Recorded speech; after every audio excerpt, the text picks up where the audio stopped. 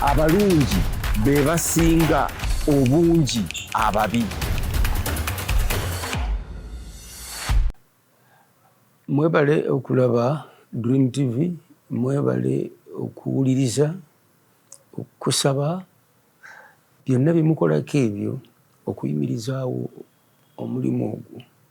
Abalungi be basinga ababi obungi, n'olwekyo tetweraliikirira nnyo kubanga mu ngeri zonna teri kibi kiwangula kirungi.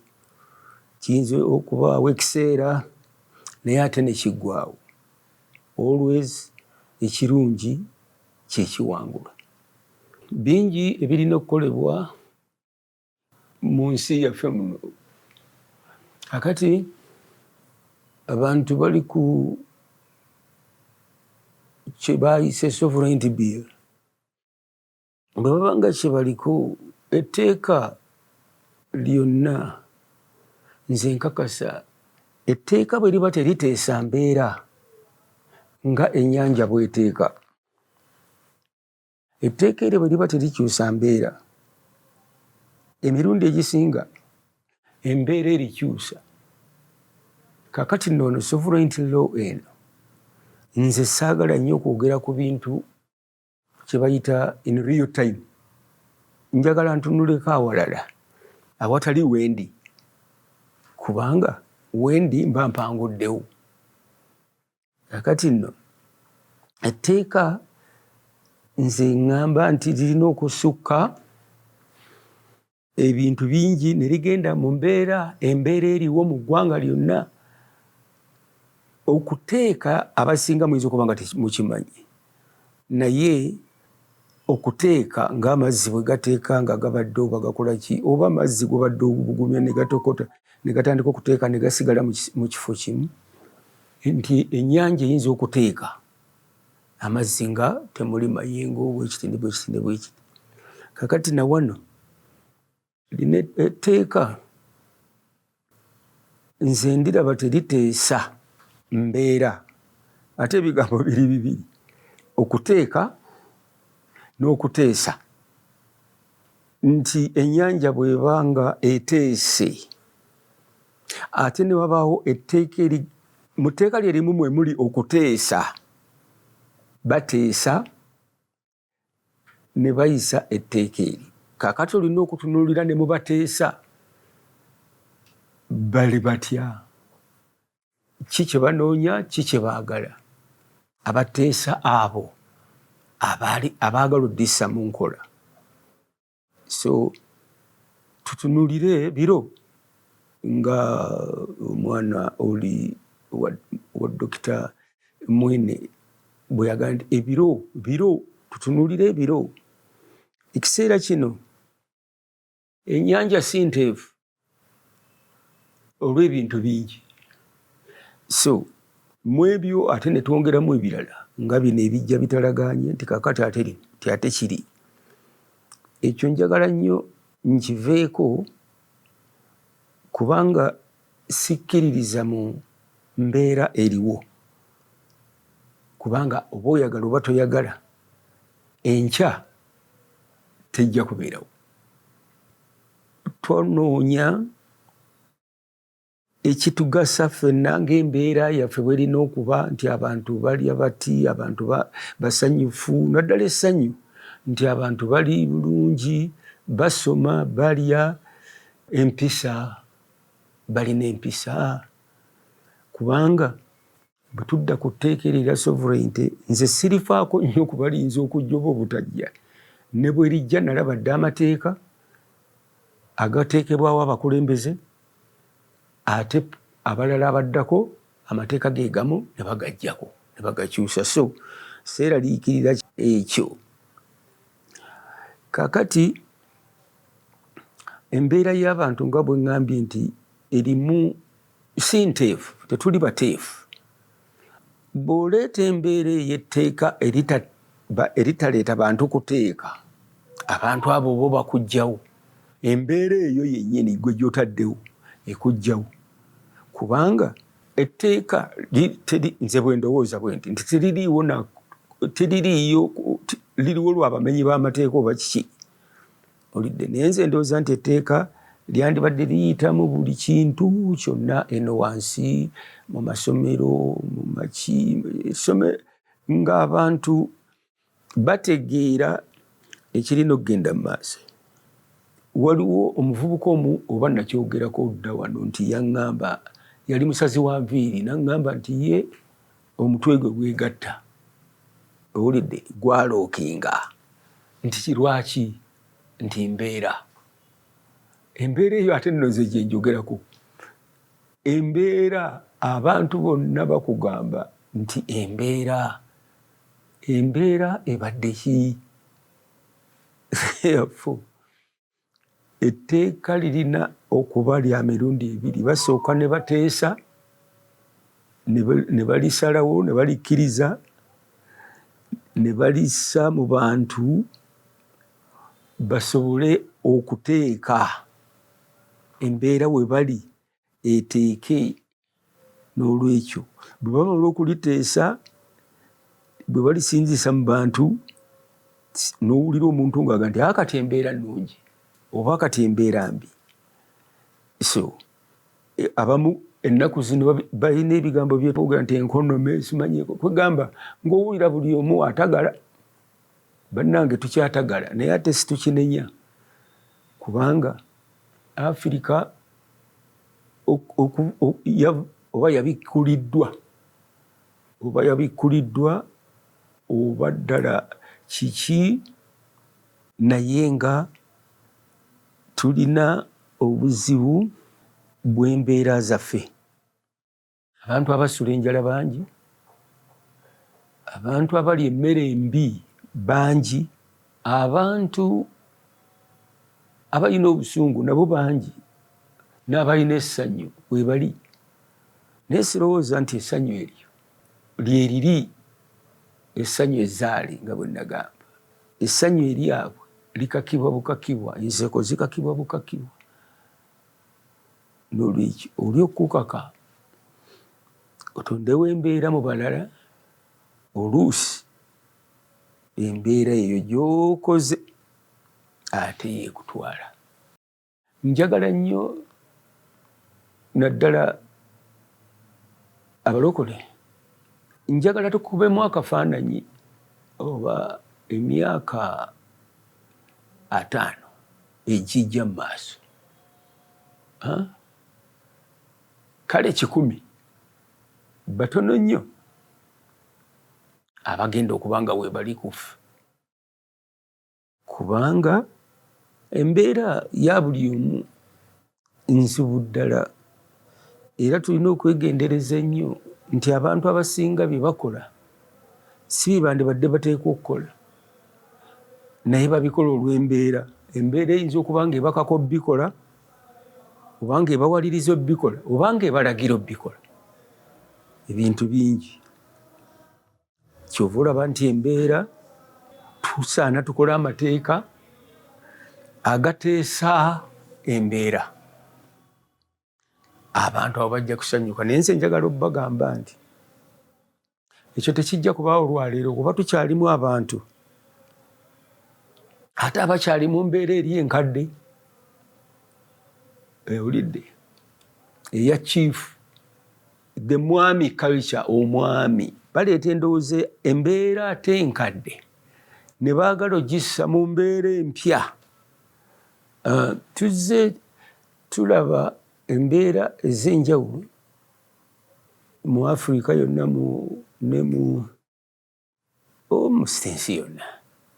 Kale katutwale era Uganda gye ndimu era gye mmanyi. Embeera zaffe zibadde zikyukakyuka. Ku Muteesa eyasooka embeera yali ndala ng'abantu basanyufu. Kyali kizibu nnyo ebiseera ebyo. Omuntu okukompuleyininga ku mbeera kyali kizibu ddala. Naye olwaleero buli muntu ali ku mbeera. Kakati ne tugenda wa mu mbeera ate ey'Obote. Kati ate Obote yaleeta embeera ndala. Ebyaliwo ku Muteesa byonna n'ajjawo. Oluusi n'okwokya n'ayokya. Babyokya. ebifaananyi nabikindowooza. Mbeera Amiini najja ne tubeera mu mbeera ya Amiini.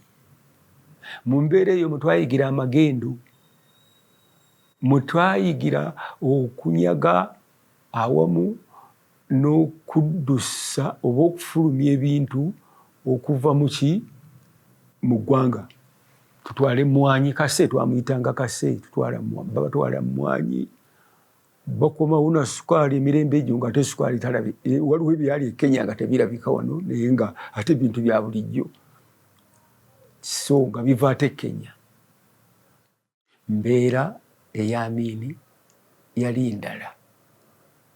Ffenna nga mugimanyi abaaliwo ne bano abaana abato abataaliwo, njagala obbagamba nti embeera muleme complaininga nnyo ku mbeera, kubanga buli lukya embeera ejja kukyuka.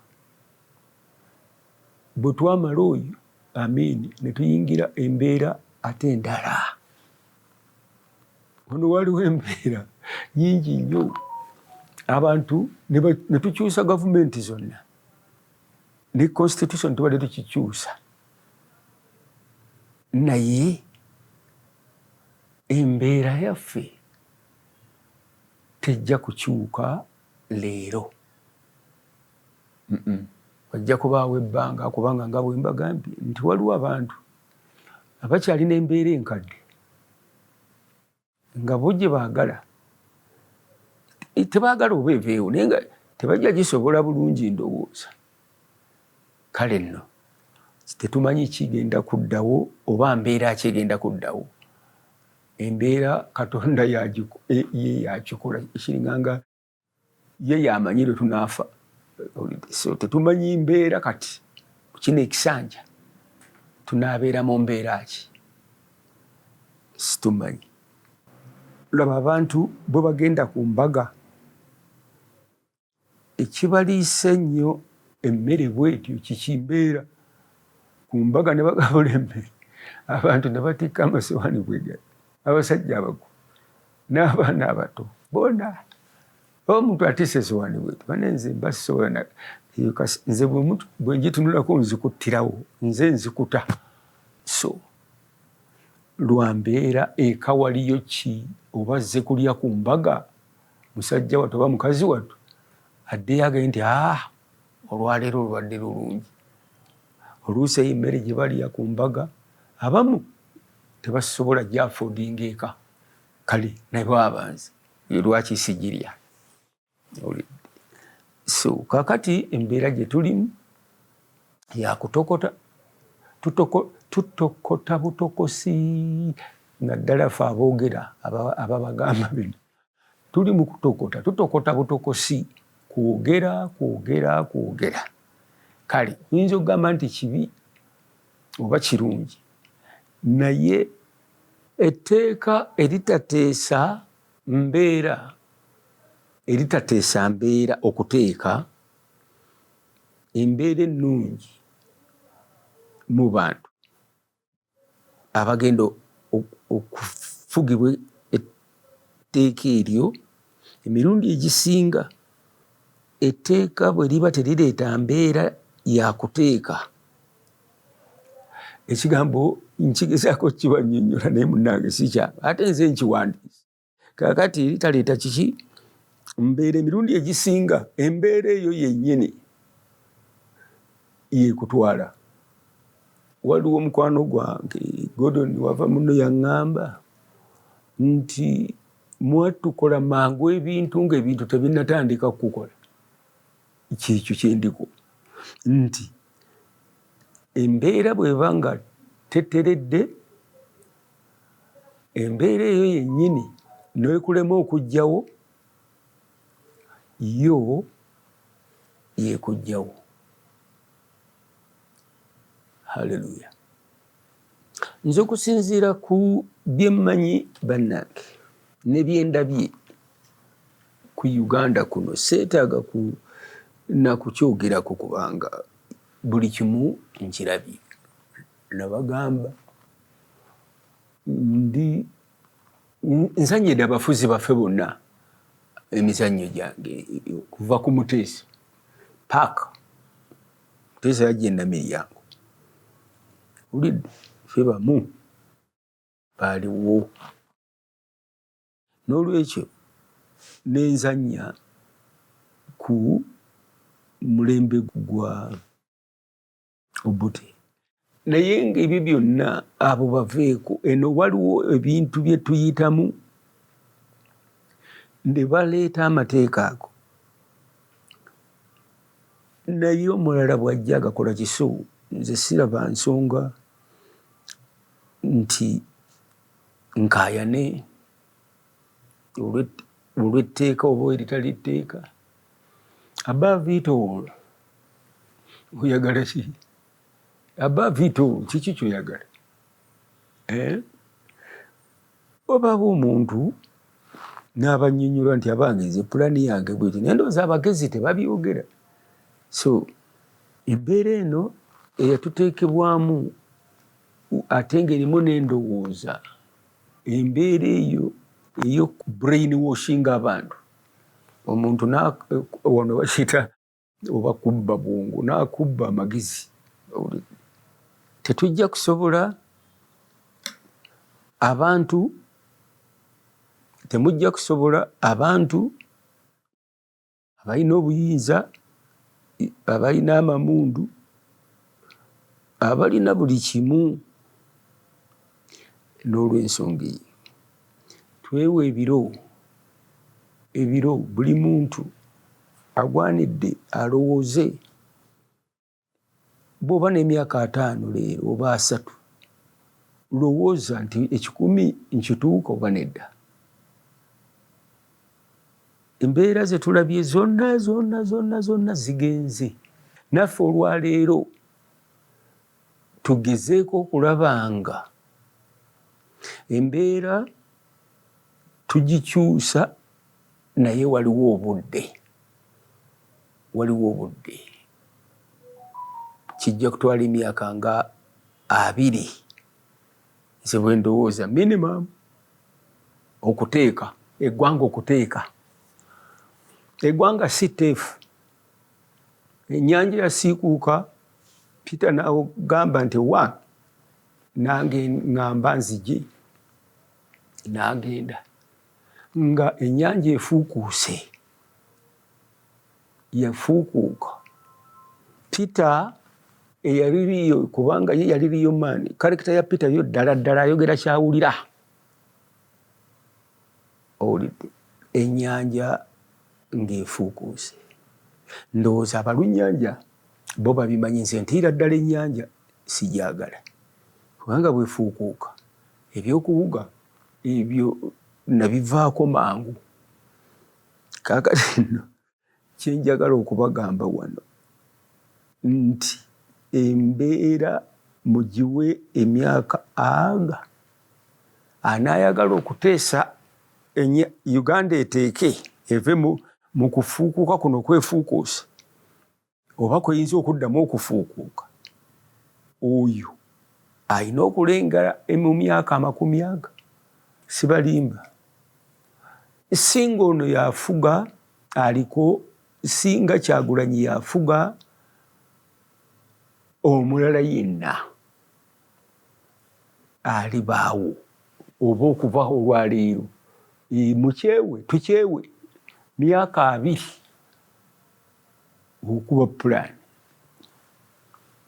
oli yakugamba nti mu myaka 31 yali agenda Tanzania ng'alina emyaka 31 naye nga bamusindika eno okujja okukola ground work kakati olowooza ekyo kyali mwaka ki yatandikira okulowooza nti katukole bwe tuti n'okutuuka leero so mwewemu obudde naddala mu abakyali abato you must give yourself time to observe to understand ebintu byonna mpola naye tojja kubuuka macco olw'okuba ovudde ku boda oyingizeewo kyokola ki kyoyagala n'olwekyo abasabi ba prayer warriors kintu tukirengeze bwongo so si maaso bwe tunaakirengeza amaaso kikoma wano olidde tulengeze bwonga ekintu ekyo amaaso gatulimba nnyo n'olaba ekintu kino n'olaba kiri bambala bati n'obiraba bakola bati byonna nga bwe mubimanyi naye ng'ekituufu kiri nti oyo anajja abe yavuddewa ajja kujja mu myaka aga eno ensi ndowooza awo nze wendowooza of course nze sigenda kubanga wendi naye nze ndowooza nti abali baawo mmwe abali baawo oyo alibaze mwegyo emyaka nga giyiseewo awo nze wensuubirira nti ennyanja eno ensi eno yandibanga eteese kubanga wakyaliwo ebintu bingi nnyo embeera ey'abantu bateese abasirikale bateese lwa mpaka oba lwakwagala abantu bateese amasomero gateese ebintu biteese abateesa ebiteeso ebyo abateesa amateeka ago munoonyereze mulabe nti etteeka liyiise mu bantu ate nga tujja kuddamu nate era okukyusa amateeka gano once upon a time in history mulimbuulira mugenda kulaba nga ebintu bikyuka nga kati ebintu bwe bikyuka byonna olwa tekinologi Africa yeetaaga kati tu unlearn bye wayiga bye waba kugamba okubyejjamu ebitakugasa Africa twagala oluzungu onooluzaayo otya twagala okwefuga sente mmeka omuzungu zaafunye mu kwogera oluzungu lwabe muzimanyi